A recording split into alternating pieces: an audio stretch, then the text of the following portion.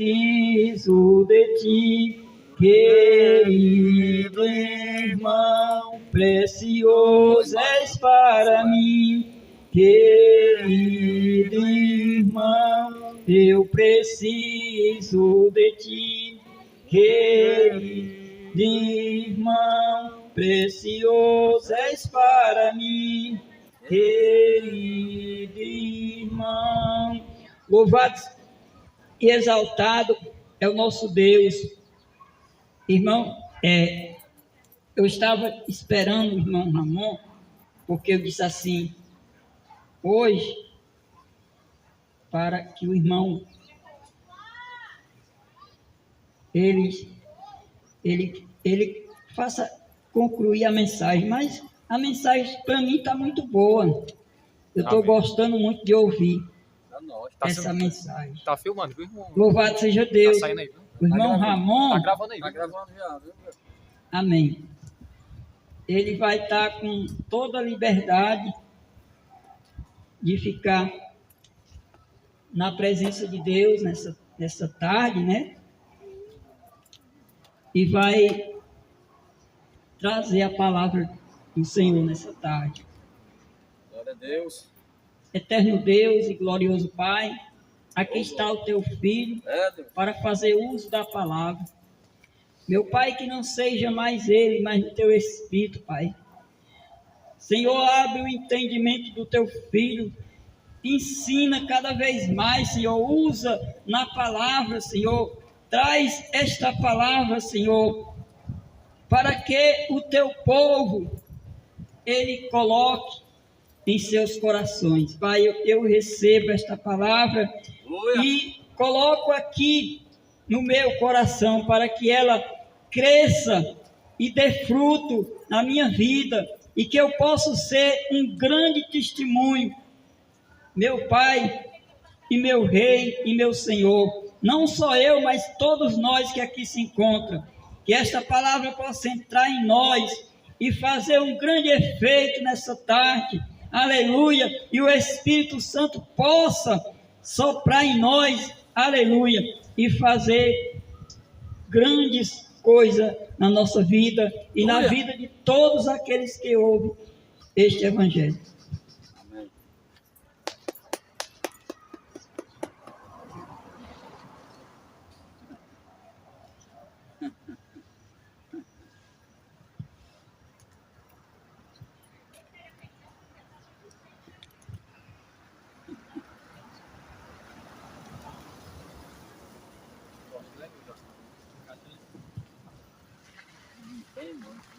Uma boa tarde, meus irmãos. Que a graça e a paz do nosso Senhor Jesus, mais uma vez, esteja com cada um de nós nesta tarde. Que Deus, mais uma vez, assim nos preparou. E eu louvo a Deus, meus irmãos, desde já, pela rica oportunidade que o Senhor tem me dado de pregar o seu Evangelho, aqui juntamente com os meus irmãos, irmão Miguel, irmão Jacó. Que Deus tenha usado essas pessoas, meus amados, esses irmãos, para fazerem um trabalho missionário de Deus, para pregar o Evangelho aqui a toda criatura, para que toda a comunidade possa escutar, meus amados, o Evangelho eterno de Deus. E nós vamos estar dando aqui, meus irmãos, continuidade à nossa campanha.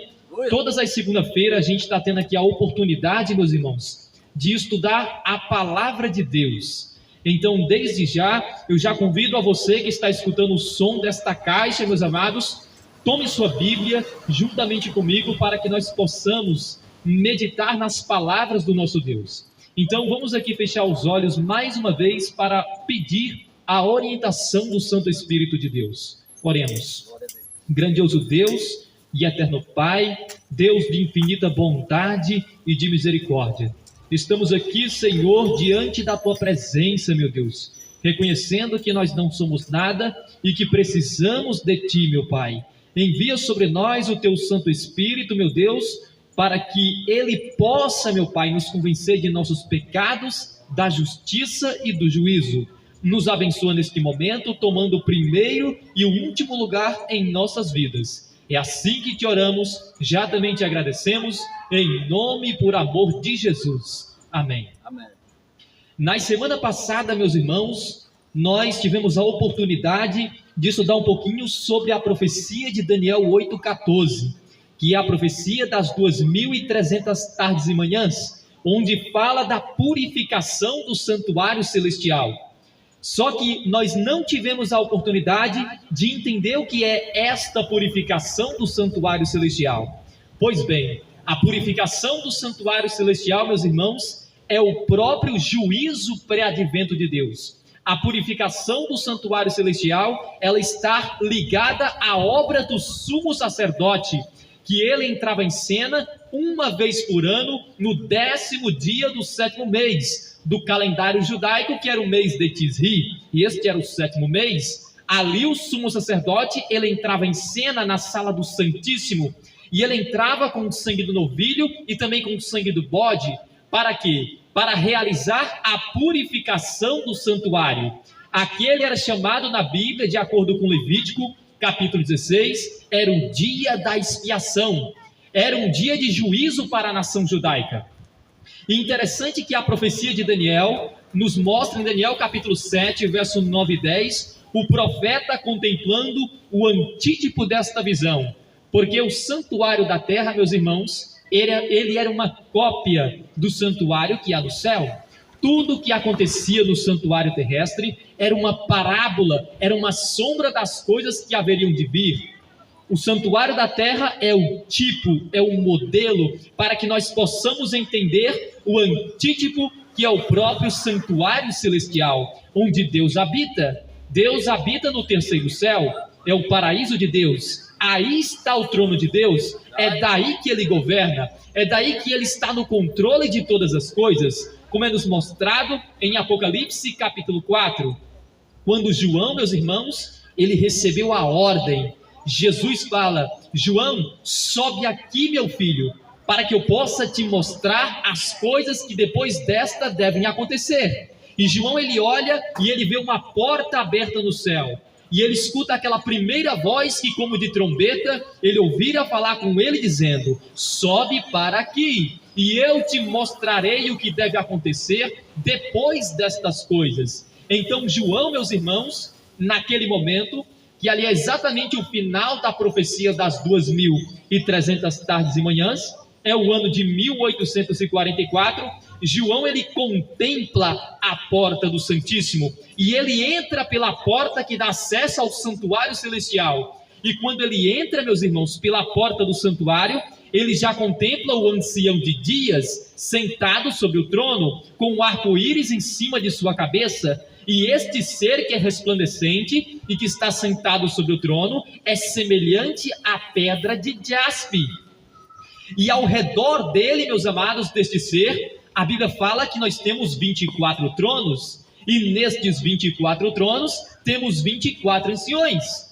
Nós entendemos que estes 24 anciões representam os 24 anjos mais poderosos do céu, meus irmãos. E entre esses anjos, é claro que se encontra Gabriel, que é o mensageiro de Deus. E aqui em Daniel capítulo 7, verso 9 e 10, a Bíblia nos diz: continuei olhando, disse o profeta Daniel, até que foram postos uns tronos, e o ancião de dias se assentou. A sua veste era branca como a neve, e os cabelos da cabeça como a pura lã. O seu trono eram chamas de fogo, e as suas rodas eram fogo ardente. Um rio de fogo manava e saía diante dele. Milhares de milhares o serviam, e miríades de miríades estavam diante dele. Assentou-se o tribunal e se abriram os livros.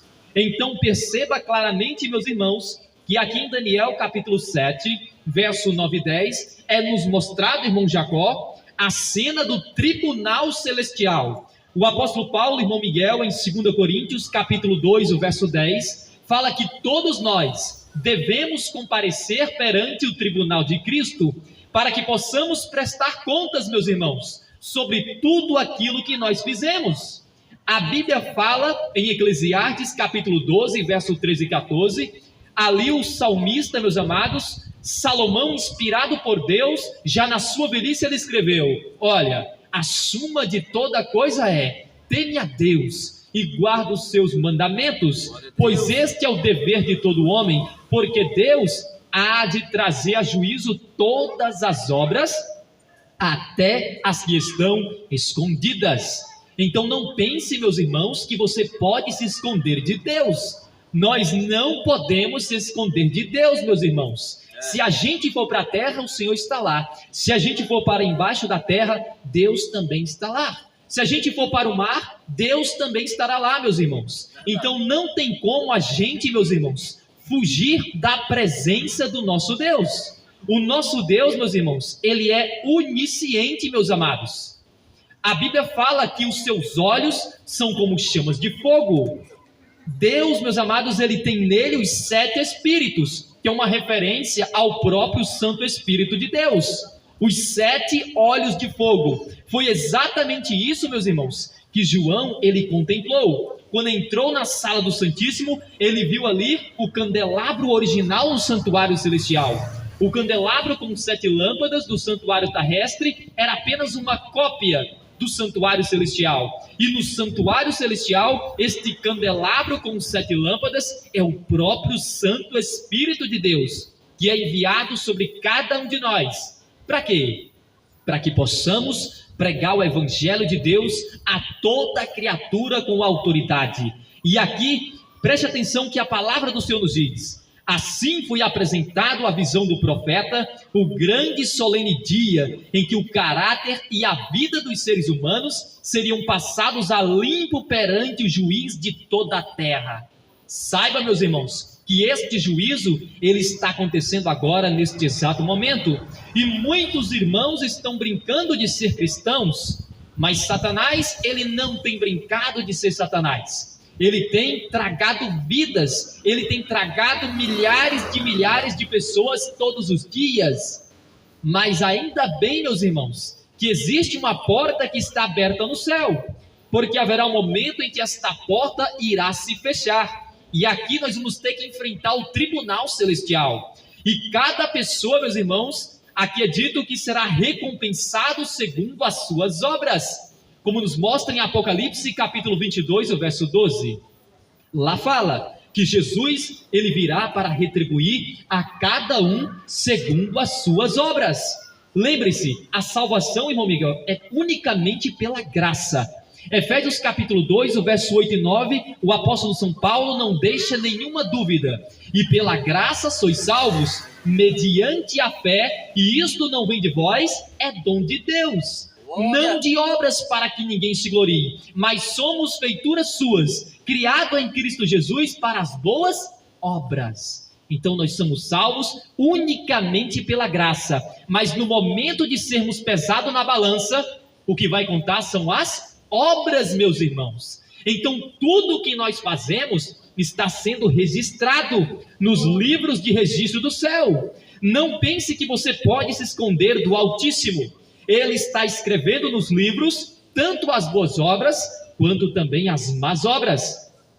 E se no momento que você for pesado na balança, se cumprir aquela profecia de Daniel capítulo 5, que se cumpriu ali no reino de Babilônia, irmão Miguel, quando o rei Belsazar, ele deu um banquete para 1000 dos seus grandes, e ali fala que naquele momento ele cometeu, meus amados, uma grande blasfêmia diante de Deus, porque ele pegou os utensílios do santuário e ele praticou ali a prostituição com aqueles utensílios. Ele colocou bebida alcoólica no cálice do Senhor, meus irmãos, e naquele momento ali foi a última gota d'água para Deus, para com aquela nação corrupta que se colocava diante de Deus como sendo ali um afrontador do exército celestial. E naquele momento, meus irmãos, o rei Belsazar, meus amados, ele, meus irmãos, ele teve que se humilhar, e ele foi humilhado. Meus irmãos, eu vou só desligar aqui o som do alarme do celular. O irmão Miguel, segura só aqui para mim, porque está saindo na filmagem. Glória a Deus. Pronto. Então, meus irmãos, o rei Belsazar, ele teve que se humilhar. Por quê?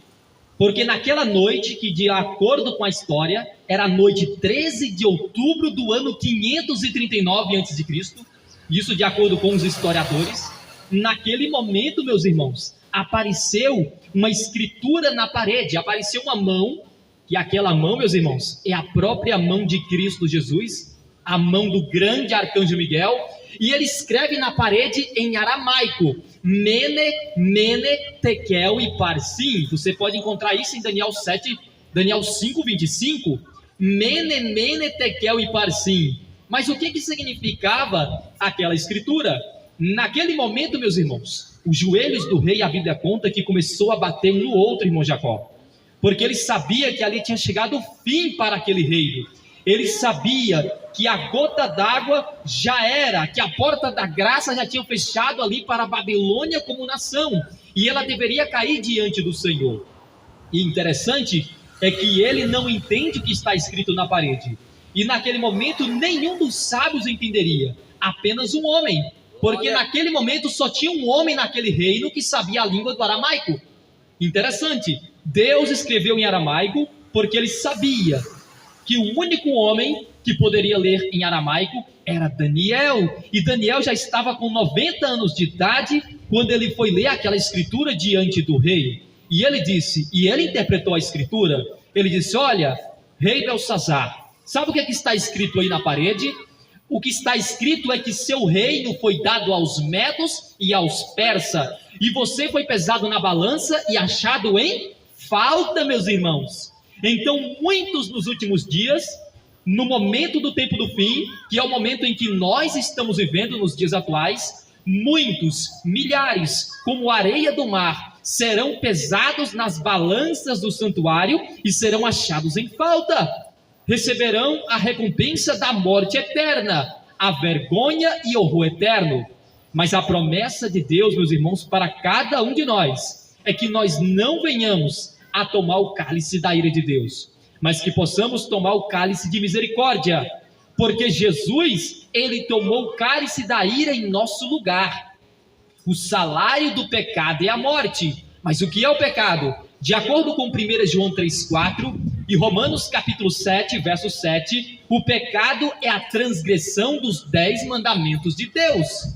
Ora, se eu transgredir qualquer um dos mandamentos, se eu tropeçar em um só ponto do mandamento, de acordo com Tiago 2,10, eu me torno culpado de quantos?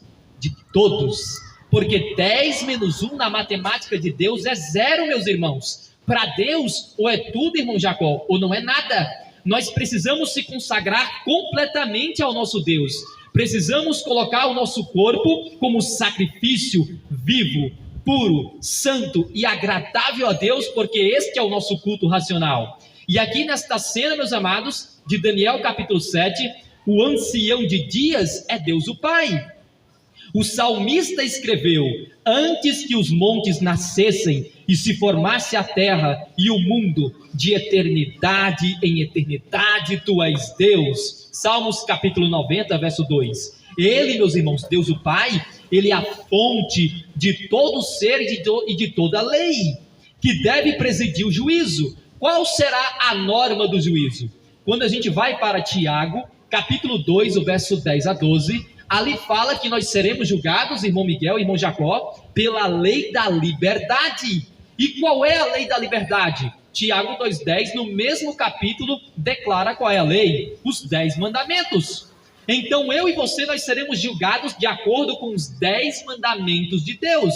E Satanás, meus irmãos, ele tem perseguido a lei de Deus nos últimos dias. Ele tem tentado pisar nos mandamentos de Deus nos últimos dias. Mas isso não foi só nos últimos dias. Esta perseguição contra a lei de Deus começou aonde? Começou nos céus, como nos mostra em Apocalipse capítulo 12.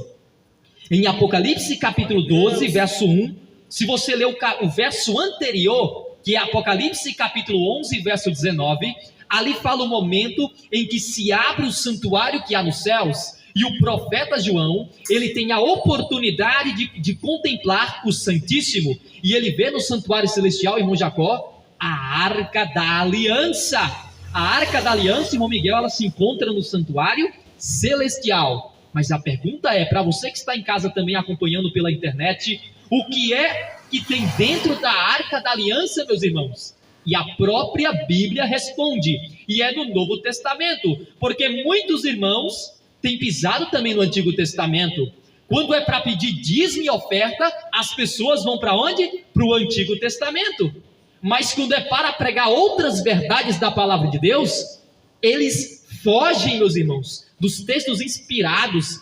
Paulo, qual era a Bíblia de Paulo? O Antigo Testamento. Qual era a Bíblia de Cristo? O Antigo Testamento. Paulo vai nos declarar em 2 Timóteo, capítulo 3, o verso 16, Paulo nos diz: toda a escritura é inspirada por Deus. Toda a escritura, meu amigo, não só o Novo Testamento, mas também o Antigo Testamento, porque essa era a Bíblia dos apóstolos.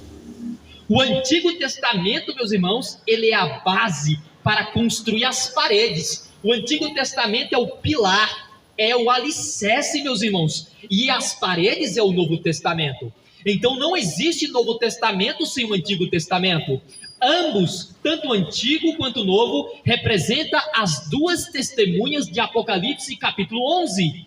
O Antigo e o Novo Testamento são aquelas duas testemunhas, meus irmãos, como nos mostrado em Zacarias capítulo 3, são as duas oliveiras que estão diante do Senhor de toda a terra. Mas agora vamos responder a perguntinha básica que eu acabei de mencionar para vocês. O que é que tem dentro da Arca da Aliança? Dentro da Arca da Aliança está as duas testemunhas. Paulo vai nos declarar em Hebreus capítulo 9, verso 1 a 3, o apóstolo São Paulo nos declara o seguinte: ele diz que dentro da arca tem três coisinhas básicas: a urna de ouro contendo o maná que representa primeiramente Jesus como pão da vida, depois representa a própria reforma de saúde, porque Deus o Senhor, ele se importa com aquilo que você veste, Deus ele se importa com a forma como as coisas que você come. Deus, meus irmãos, ele se preocupa com toda a sua vida. Nós temos que ter cuidado com aquilo que nós vemos, com aquilo que nós ouvimos, com aquilo que nós falamos, com aquilo que nós comemos, como se vestimos e se comportamos diante das pessoas. A Bíblia nos declara em 1 João 2,15: não ameis o mundo, nem as coisas que no mundo há. Os cristãos de hoje, meus irmãos, estão se preocupando com a moda. Muitas irmãzinhas colocam aquela maquiagem, meus irmãos, batom, maquiagem, pulseira no braço, é uma vestimenta imoral, é uma saia com a listra, meus irmãos. Existem três roupas, meus irmãos, que é usada pelo diabo. Preste atenção agora, você que está ouvindo essa verdade. Existem três roupas que é de Satanás. Qual é o primeiro tipo de roupa que é do diabo? É a roupa transparente. A roupa transparente é a primeira roupa de Satanás. Segunda roupa, aquela que está faltando um pedaço. Pode ser no início, pode ser um decote. As irmãs da igreja, eu estou nem citando o mundo. O mundo eu não estou citando as próprias irmãs da igreja. Usam uma roupa com um decote mostrando os seios. Meus irmãos, isso é uma blasfêmia. Se fosse no tempo de Salomão, seriam destruídos. Esta é a segunda roupa de Satanás. Terceira roupa do diabo, meus irmãos.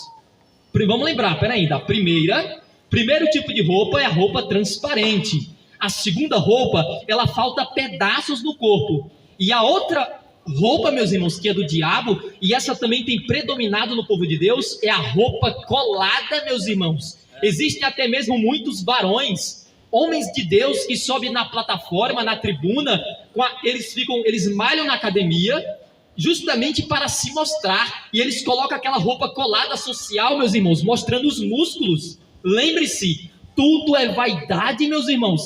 Todos estes que praticam tais coisas serão destruídos, receberão a marca da besta, e não herdarão o reino de Deus. Você decorou as três roupas? Vou decorar e vou colocar novamente para você. Primeiro tipo de roupa, transparente. Segundo tipo de roupa, faltando algum pedaço em algum lugar. E terceiro tipo, a roupa colada. Isto vale tanto para os homens quanto para as mulheres. E um outro detalhe, meus irmãos. Ainda temos a reforma de saúde. Muitas pessoas não se preocupam com aquilo que comem. Querem comer de tudo, meus irmãos. O povo de Deus, deixa eu falar uma verdade para você.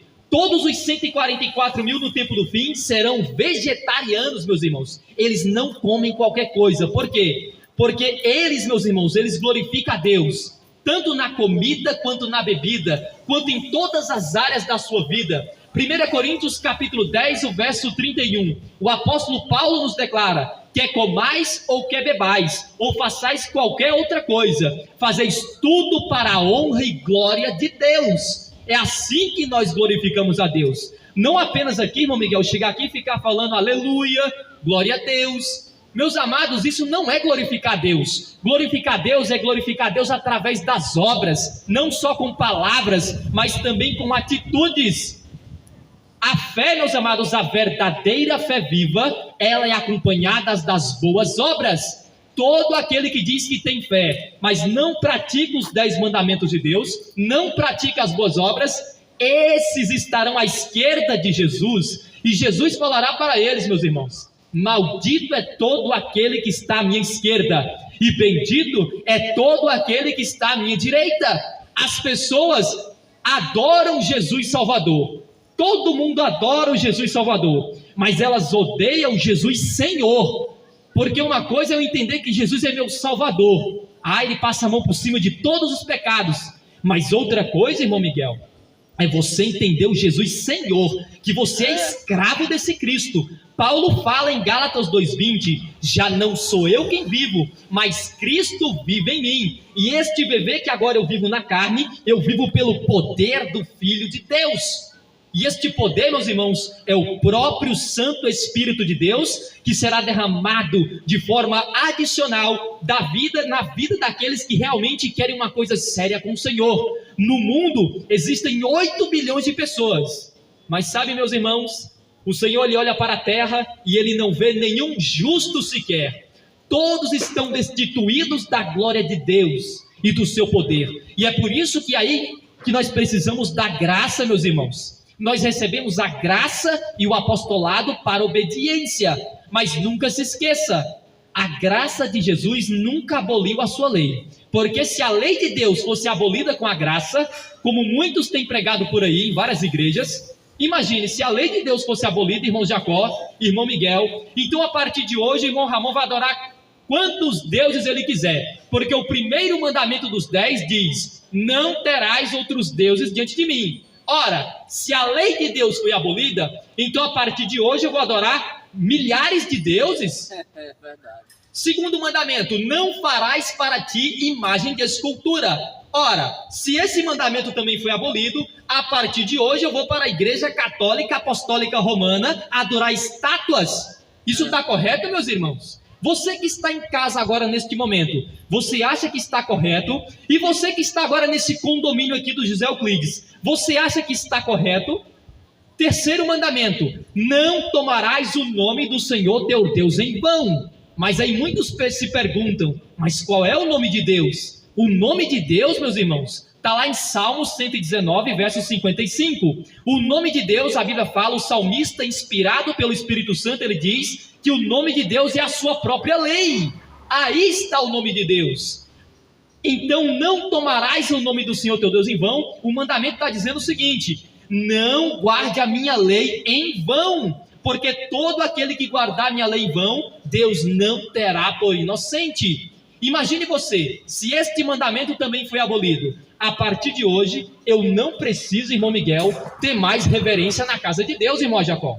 Eu posso entrar na casa de Deus me vestindo de qualquer maneira, falando hipocrisias, praticando mentiras, ensinando mentiras dentro da igreja. Eu posso usar a roupa que eu quiser, eu posso falar como eu quiser, e ninguém pode falar nada. Por quê? Porque a lei foi abolida. Quarto mandamento da lei: lembra-te do dia do sábado para o santificar. Em nenhum lugar você vai encontrar dizendo assim: olha, lembra-te do dia do domingo para o santificar. Não existe isso na Bíblia. Eu desafio você, meus irmãos, eu lhe dou 10 mil reais, é o desafio, lhe dou 10 mil reais se você encontrar um texto de Gênesis a Apocalipse mandando guardar o domingo. Você não vai encontrar nenhum. Sabe por quê? Porque o Deus, tanto do Antigo Testamento quanto do Novo Testamento, Ele não muda. Ele é o mesmo ontem, hoje e será o mesmo Deus por toda a eternidade. O sábado foi guardado desde o início da criação e será guardado até o último salvo vivo e até mesmo no novo céu e na nova terra. E Ramon, onde é que está escrito isso? Que a gente vai guardar no novo céu e na nova terra o sábado? É Isaías capítulo 66, verso 18 a 22. Pode abrir sua Bíblia. Quinto mandamento: honra teu pai e a tua mãe. Se este mandamento também foi abolido, a partir de hoje, eu tenho piedade agora dos pais, meus irmãos. Se o mandamento foi abolido para honrar o pai e a mãe, eu tenho pena agora dos meus pais, porque eu vou dizer para minha mãe, a senhora não manda mais em mim, eu não preciso mais ter respeito pela senhora, eu sei que a senhora passou 9 meses comigo no seu bucho, mas não vai valer de nada. Por quê? Porque o quinto mandamento da lei de Deus foi abolido. Verdade. Sexto mandamento: não matarás. Se esse mandamento também foi abolido, então a partir de agora eu posso tirar a vida de qualquer pessoa e ninguém poderá dizer que eu estou errado, meus irmãos. Então você está vendo onde é que vai chegar, meus irmãos? Dizer que os 10 mandamentos foram abolidos? Nenhum dos 10 mandamentos foram abolidos. Eu desafio qualquer, meus irmãos, qualquer denominação, não importa. Pode chegar aqui e dizer: olha, foi abolido sim. E aí eu digo para essa pessoa: foi abolido mesmo? Então foi abolido apenas na sua vida. Porque na palavra de Deus, Jesus disse: não penseis que vim abolir a lei ou os profetas. Não vim para destruir os mandamentos de Deus. Não vim para destruir a palavra de Deus. Pode cair a erva e murchar a flor, mas a palavra do nosso Deus, a lei de Deus, ela permanece eternamente. Esta é a mensagem de Deus. E aqui diz mais, meus amados: ainda o João, ou melhor, o profeta Daniel, contemplando a visão do juízo, ele diz: e eis que vinha com as nuvens do céu. Quem? O Filho do Homem, se dirigindo ao ancião de dias do Santíssimo. E lembre-se que dentro da arca, o primeiro objeto lá que a gente mencionou foi a urna de ouro contendo o maná. O segundo objeto, meus irmãos, é o cajado ou a vara de Arão que havia florescido. Verdade. O que representa a vara de Arão que havia florescido? Representa a autoridade do ministério de Cristo como nosso sumo sacerdote, não do santuário da terra, não feito por mãos humanas, mas como sumo sacerdote do verdadeiro tabernáculo que há nos céus. E Jesus se sentou à destra do Pai como nosso grande sumo sacerdote para fazer expiação pelos nossos pecados, para se cumprir o que está em 1 João, capítulo 2, o versículo 9, que nós temos um advogado junto ao Pai. Ele, Jesus, ele é o verdadeiro justo. E se alguém pecar, ele está pronto para perdoar o pecado e nos purificar de toda a injustiça. Agora, e o terceiro objeto? O terceiro objeto, como eu disse, é o mais atacado pelo diabo, meus irmãos. É os 10 mandamentos de Deus. As 2 tábuas da lei. Interessante. As 2 tábuas. Na primeira tábua, temos 4 mandamentos. Esses 4 mandamentos representam amar a Deus sobre todas as coisas. Na segunda tábua, nós temos quantos mandamentos? 6 mandamentos. E representa amar o próximo como a si mesmo. Jesus citou os 10 mandamentos. Está lá em Mateus, capítulo 22, o verso 34. Um mestre da lei, experimentando a Jesus, chegou perto de Jesus e perguntou: mestre, qual é o primeiro grande mandamento da lei? Quando ele fala o primeiro grande, ele está falando da primeira tábua dentro da Arca da Aliança. O que representa a primeira tábua? Ele diz: olha, amar a Deus sobre todas as coisas. Ou seja, não terás outros deuses diante de mim, não farás para ti imagem de escultura, não tome o nome de Deus em vão, lembra-te do dia do sábado, não do domingo. Esses 4 mandamentos representam amar a Deus sobre todas as coisas. Mas tem um segundo mandamento que é semelhante a este, a segunda tábua. Representa amar o meu próximo como a si mesmo. Honra teu pai e tua mãe. Não matarás, não adulterarás, não furtarás, não dirás falso testemunho e não cobiçarás. Isso representa o meu amor para com quem? Para com o meu próximo, meus irmãos. Os 4 primeiros representam o meu amor para com Deus. E os outros 6, o meu amor para com o próximo. É por isso que o diabo odeia tanto a lei de Deus. Porque a lei de Deus, ela faz separação entre o que é a verdade e o que é a mentira, entre o que é a tradição e o que é a própria verdade inspirada por Deus. E para a gente estar finalizando a mensagem, meus irmãos, a palavra do Senhor ainda nos diz o seguinte, falando aqui do juízo pré-advento: e eis que vinha com as nuvens do céu, um como o filho do homem, e dirigiu-se ao ancião de dias, e o fizeram chegar até ele.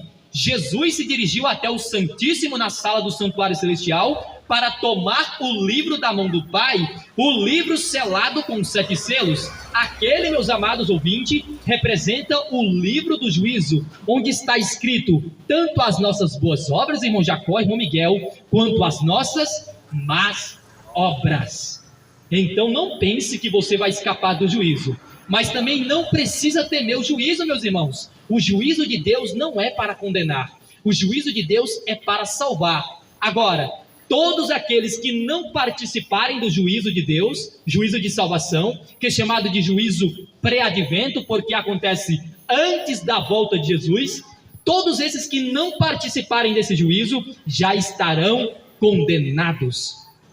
Quando Jesus sai da sala do Santíssimo, como mostrado em Apocalipse capítulo 8, a Bíblia fala que houve silêncio, né? Ela fala: e o Cordeiro abriu o 7º selo, e houve silêncio no céu cerca de meia hora. Interessante que quando eu pego meia hora na profecia, é 7 dias. Olha o número 7.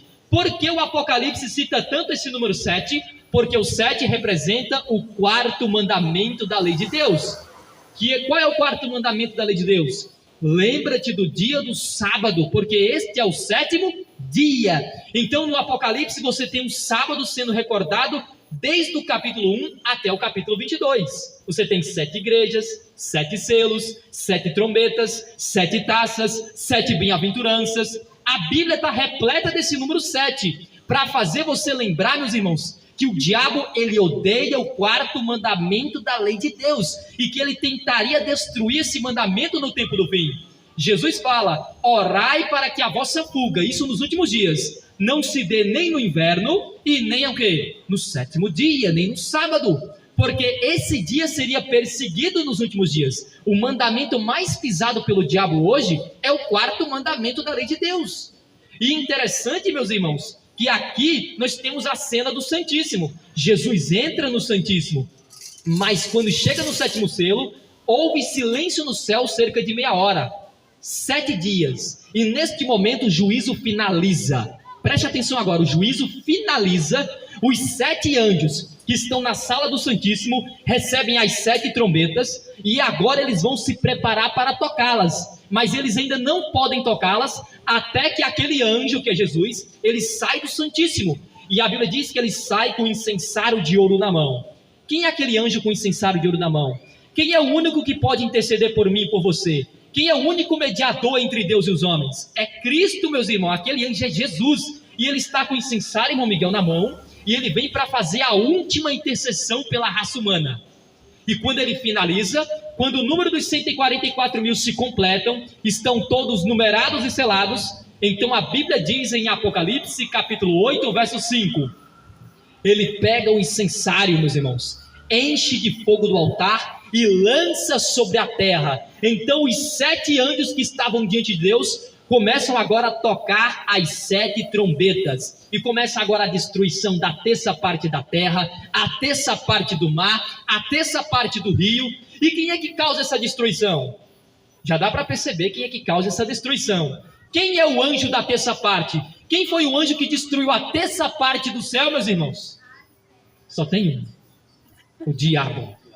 Então quem é que vai causar a destruição descrita em cada uma das trombetas? A terça parte da terra, a terça parte do mar, a terça parte de várias coisas, a terça parte de toda a criação de Deus.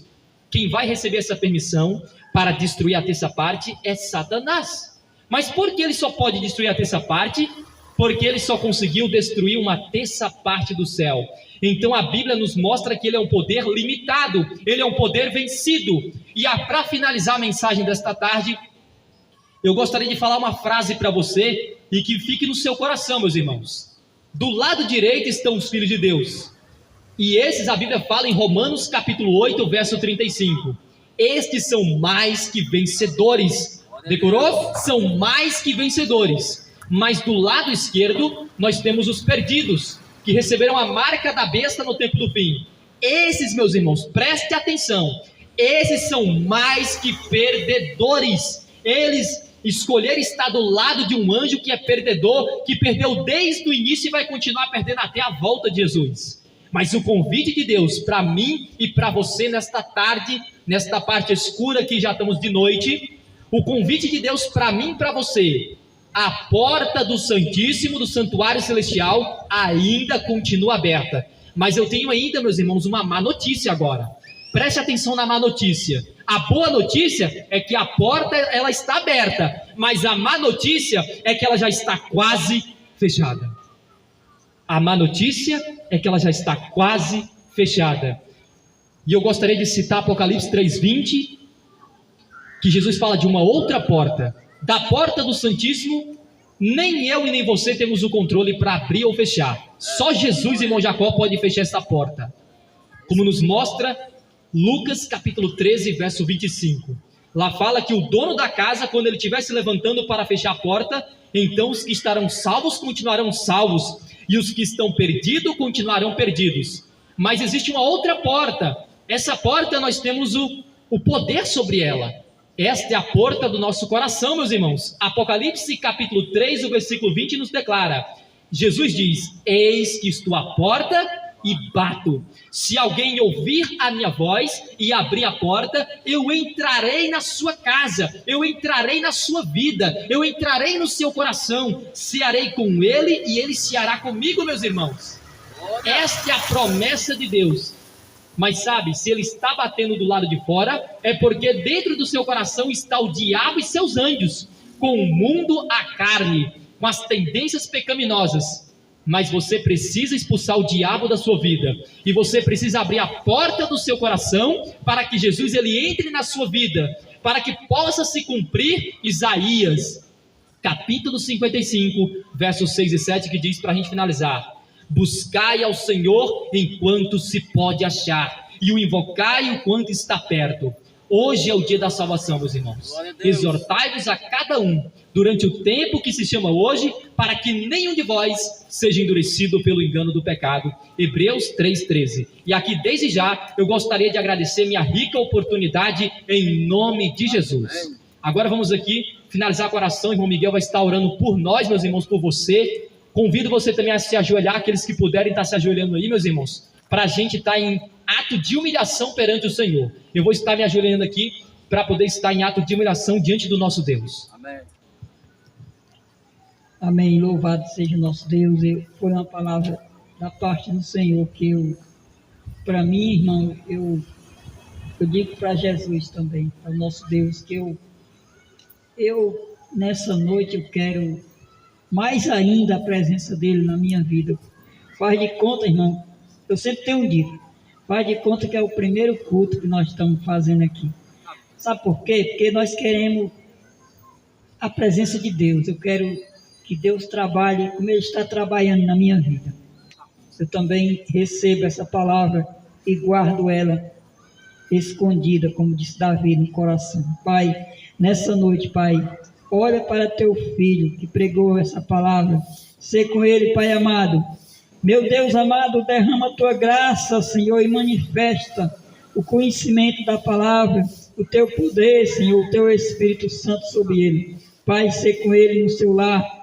Aonde ele passar, toma a frente do teu filho. Dá a palavra no abrir e fechar da sua boca. Assim faz, Senhor, comigo. Me ensina, Senhor, a te servir. Nos dá mais santidade. Nos ensina, Senhor, a ser santo. Cada dia sustenta firme e forte em minhas mãos, em nossas mãos. Abençoe o irmão Jacó. Sei com ele, Pai. Trabalha naquilo, Senhor, que ele está precisando, Senhor, de ti. Ajuda, Senhor, teu filho. Manifesta, Senhor, agora, meu Deus, e dá autoridade, Senhor. Tira todo o mal da vida dele, tudo que tem perseguido ele, Pai. Tudo que tem preso, que ele não, ainda, meu Deus, não conseguiu. Mas nessa noite ele vai conseguir. Ele vai dar o último passo, Senhor, agora. E eu creio, Senhor, que ele vai ser um canal usado por ti. Ser com ele e com toda a sua casa e sua família. Pai, nos abençoa, cada um da nossa vizinhança, todos aqueles que escutou o Evangelho em casa, Senhor, aqueles que ainda não escutaram, mas eu creio, Senhor, como eu tenho acreditado nessa palavra, como eu tenho gostado, Senhor, um grande alimento que hoje veio na minha vida, é a Tua palavra, e onde nós devemos buscar Senhor, enquanto nós podemos achar, Pai, muito obrigado. Nos despede em paz para o nosso lar. É o que nós te oramos e te agradecemos em nome do teu Filho e Senhor Jesus. Amém.